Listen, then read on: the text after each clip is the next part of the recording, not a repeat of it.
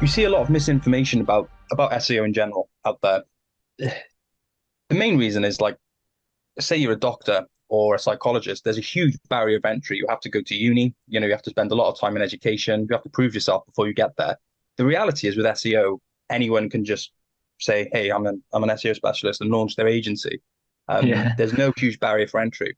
So a lot of the stuff you see online written by people could be people who've been doing it for a week, but that doesn't mean they can't write it with a bit of authority behind it. And when you're on, like, I don't know, Twitter or Reddit or any of these places, some people, business owners, will look for information and they'll see this stuff and they'll take it at face value. Because why wouldn't you?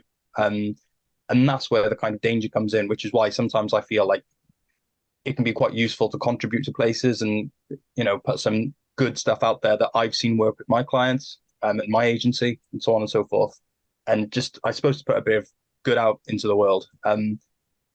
The selfish part of that, of course, is that sometimes, like yourself, you can reach out to me and kind of I can get a client off of it, which is great. But it's not a completely altruistic thing to do.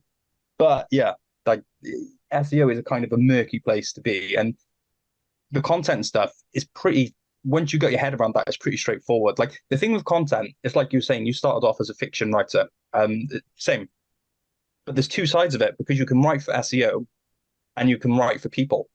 Yeah. And it's really hard to find writers who can do both. Some people are great technically and they can put together an article that like ticks all the boxes on Google. But when a person reads it, it's quite mechanical. It doesn't really fly off the page.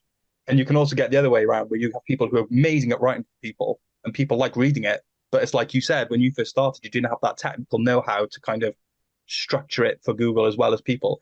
If Yeah. you find someone who can do both, like that's absolutely golden. And that's something people don't kind of understand as well.